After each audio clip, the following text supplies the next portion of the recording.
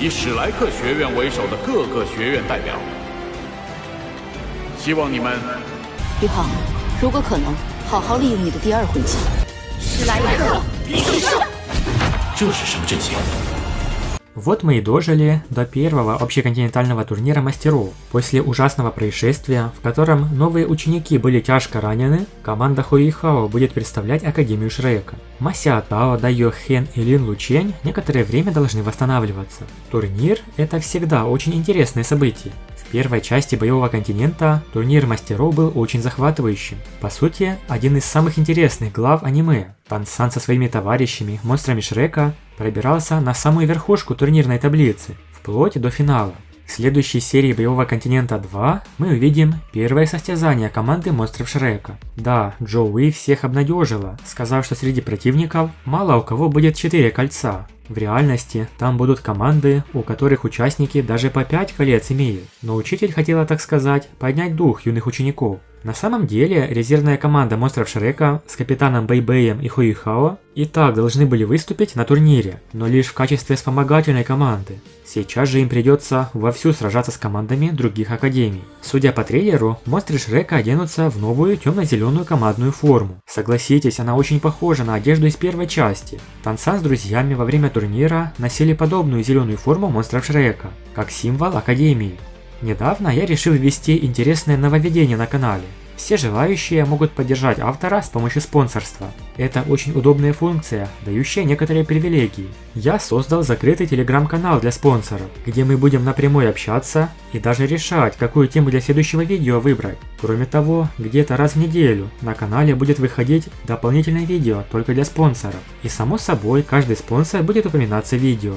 Но что если у вас нету кнопки «Стать спонсором»? Это не беда, вы можете поддержать канал на Boosty, где получите доступ ко всем тем же самым плюшкам. Канал очень нуждается в вашей помощи, ввиду слабеньких просмотров вот уже пару месяцев и отсутствия продвижения YouTube. Поэтому тем, кто захочет помочь, особая благодарность.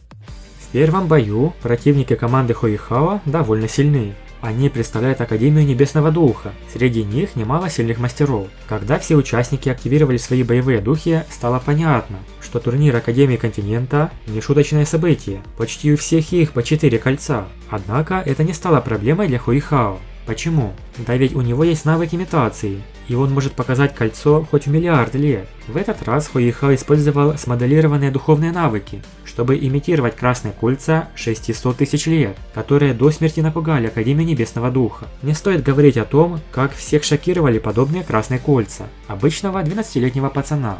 После начала соревнований сам император Звездной Империи вышел на публику, чтобы выступить. Помимо императора и королевы была еще одна девушка, достойная упоминания.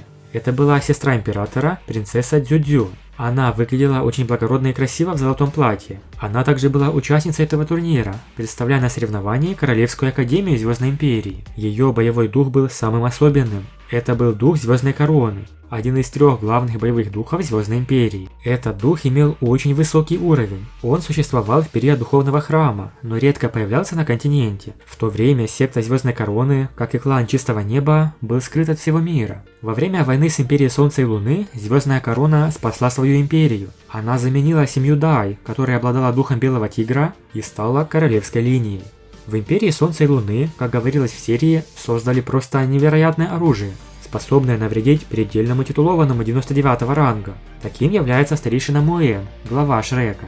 Интересно, кто же пришел из этой вражеской академии? Нам показали Мэн Хунчень и Ся Хунчень, брата и сестру, которые представляют Империю Солнца и Луны в соревновании. Ся Хунчень – юный гений номер 1 в Империи Солнца и Луны. Как и Хуихао, он очень талантливый мастер. Кто-то считает, что он мог стать одним из лучших противников Хуихао. Это неудивительно, ведь в своем возрасте он уже имеет 5 колец, как и его сестра. Когда команда Академии Шрека вышла на сцену, все болели за нее. В это время Сяо Хунчень высказал резкие слова. По его мнению, Академия Шрека зря выставила резервную команду. Но увидев талант Хуихао, он прямо сказал, что только он может победить его. Он был всего лишь примерно на 2,5 года старше Хуихао, но у него уже была сила 5 колец. Да и в целом, все команды турнира – это лучшие из лучших в своих академиях. Откровенно слабых соперников здесь не будет. Также в трейлере ненадолго появилась сцена с Танья, И на этот раз она говорит, что разрыв в силе между ней и ее друзьями, монстрами Шрека, становится все больше и больше. Согласно сюжету оригинального произведения, талант и боевые навыки Танья не очень хороши. В конце концов, к сожалению, Танья перешла на темную сторону и стала злым духовным мастером.